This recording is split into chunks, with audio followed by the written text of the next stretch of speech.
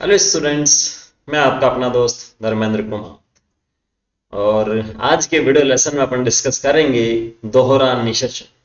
Line by line Hindi NCERT को अपन discuss कर रहे थे ताकि किसी भी टाइप से दिक्कत ना आए हिंदी मीडियम वाले बच्चों को। और काफी लेसन अपन ने इस चैप्टर के देख लिए हैं। ठीक है, चैप्टर अपना समाप्ति की ओर चल रहा है।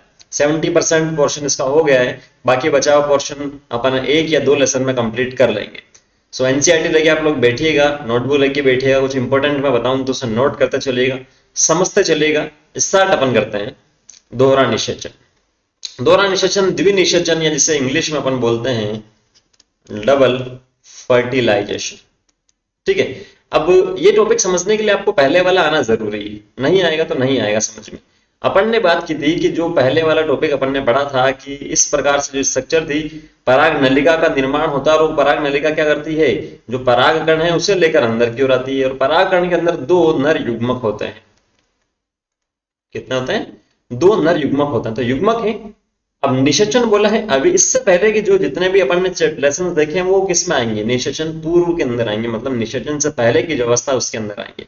तो अब निषेचन हो रहा है मतलब युग्मकों का संलयन होगा, और युग्मकों का संलयन होगा तो अपने पास नर युग्मक कितना है, दो है। तो मतलब कहीं ना कहीं दो नर युग्मक जो है दो कोशिकाओं से या दूसरे जो पार्ट है उससे क्या होंगे, जुड़ेंगे। और इसीलिए क्या बोला गया है, इसे दोहरा या द्वि, द्वि का मतलब दो बार जो निषेचन की प्रोसेस हो रही है। ठीक है, तो वो अपन डिस्कस करते हैं। स्टार्ट में करता हूं।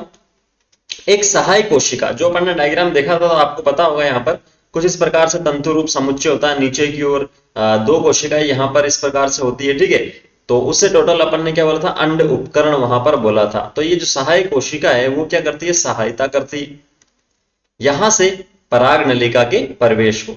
तो एक सहायक कोशिका में प्रवेश करने के पश्चात पराग नलिका द्वारा सहायक कोशिका के जीव द्रव्य में जैसे यहां पर एंटर करेगा, उसके जीव द्रव्य में दो जो नर युग्मक है, अभी मैंने आपको बताया था, उसे अवमुक्त कर देता है। इनमें से एक नर युग्मक अंड कोशिका की ओर गति करता है। अब आपको आना चाहिए अंड कोशिका क्या है, तभी तो समझ में आएगा। अभी डायग्राम वापस से बता देंगे।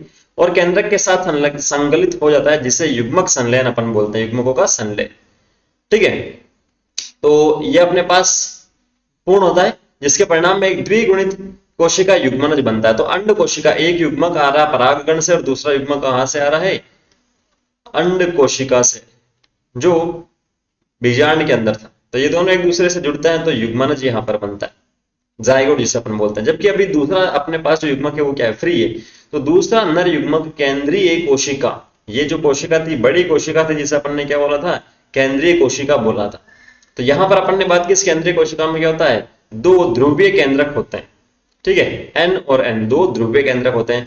तो ये जो बचा हुआ युग्मक है इन ध्रुवीय केंद्रक के साथ में जुड़ जाएगा, तो n+n+n कितना हो जाएगा, 3n यहां पर हो जाएगा। ठीक है, तो दूसरा नर युग्मक केंद्रीय कोशिका में स्थित दो ध्रुवीय न्यूक्लियई की गति की ओर गति करता है, उनसे संगलित होकर त्रिगुणित, मतलब त्रिगुणित, ये त्रिगुणित का मतलब तीन गुना। ठीक है, जिसे अपन बोलते हैं प्राइमरी एंडोस्पर्म न्यूक्लियस, इंग्लिश में पेन इसे बोलते हैं, तो ये आप लोग नोट कर लीजिएगा, पेन, प्राइमरी एंडोस्पर्म न्यूक्लियस या प्राथमिक भ्रूणपोष केंद्रक। तो एक तो अपने पास क्या बन गया, भ्रूण बन गया है, जाइगोट जिसे अपन ने बोला था, और दूसरा अपने पास क्या बन गया है, पीईएन या प्राइमरी एंडोस्पर्म न्यूक्लियस या प्राथमिक भ्रूणपोष केंद्रक बन गया है। जैसा इसके अंतर्गत तीन अगुणितक न्यूक्लियाई होते हैं, तीन होते हैं इसलिए त्रिगुणित इसे बोला है, और इसे त्रिक संलयन भी अपन बोलते हैं। तीन युग्मकों का संलयन हो रहा है, केंद्रकों का संलयन हो रहा है, इसलिए क्या हो रहा है, त्रिसंलयन बोला। चित्र 2.13a, तो यहाँ ए देखो, एक निषेचित भ्रूणकोश युग्मनज और प्राथमिक भ्रूणकोश केंद्र की। तो यहाँ ये जो था ये युग्मनज था अपने ऊपर, एक गेमेट यहाँ पर आके जुड़ गया था युग्मक, दूसरा इस पोलर से जुड़ गया था यहाँ पर जो थे, तो ये प्राथमिक भ्रूणकोश केंद्रक यहाँ पर बन गया। ठीक है, तो ये दोनों टर्म क्लियर होनी चाहिए। क्योंकि एक भ्रूण पुट्टी भ्रूणकोश में दो प्रकार के संलयन, युग्मक संलयन तथा त्रिक संलयन होता। तो एक युग्मक संलयन यहां हुआ था ये वाला, और दूसरा त्रिक संलयन यहां हुआ था, स्थान लेता है, इसीलिए इस परिघटना को दोहरा निषेचन कहते हैं। तो दो बार निषेचन हुआ इसमें अलग अलग, जो कि पुष्पी पादपों के लिए एक अनूठी घटना है। त्रिक संलयन के पश्चात केंद्रीय कोशिका प्राथमिक भ्रूण कोशिका बन जाती है। तो ये जो केंद्र कोशिका यहाँ पर ने डिस्कस की थी, ये किस में कन्वर्ट हो जाती है, प्राथमिक भ्रूण कोशिका में परिवर्तित हो जाती है। इंपोर्टेंट है, याद रखिएगा। तथा भ्रूण पोष जो है, टोटल जो भ्रूण पोष अपने पास बचा है वो किसमें विकसित हो जाएगा, प्राथमिक भ्रूणपोष कोशिका बन जाती है तथा भ्रूणपोष के रूप में विकसित हो जाती है, ठीक है।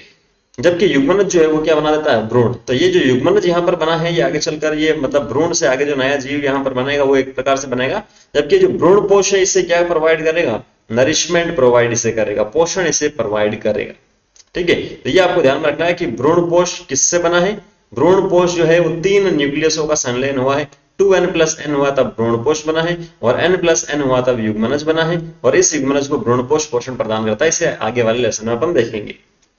तो ये युग्मनज था, 1 से 2 हो गया यहाँ पर, मतलब यहाँ पर सेल डिवीजन हो रहा है, कोशिका विभाजन होना स्टार्ट हो गया है।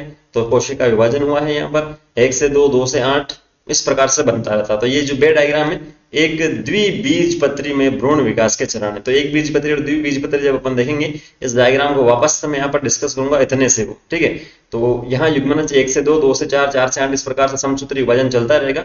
तो ये नेक्स्ट अपने पास गोलाकार भ्रूण बन रहा है यहाँ पर।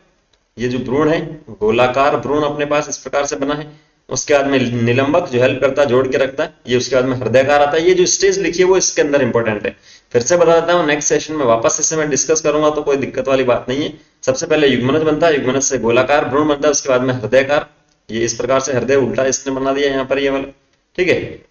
निलंबक का मतलब जोड़ के रखने वाला होता है, और ये मूलांकुर और प्रांकुर, जिसमें बीज जो है उसकी संरचना यहाँ पर बन गई है, ठीक है। बीजांड से बीज बनता है, तो ये बीज यहाँ पर बन रहा है, और ये बीज पत्र। तो एक बीज पत्री और द्विबीज पत्री को भी अपन क्या करेंगे, डिटेल से डिस्कस करेंगे। सो उम्मीद मैं करता हूँ आपको ये समझ में आया। अगर किसी प्रकार का डाउट है तो कमेंट कीजिएगा, और नहीं तो इंस्टाग्राम पर धर्मेंद्र कुमावत से आपको मिलूंगा, वहां आप लोग सर्च कीजिएगा, अपने डाउट सेंड कीजिएगा, डिस्कस करेंगे। Thank you, all the very best.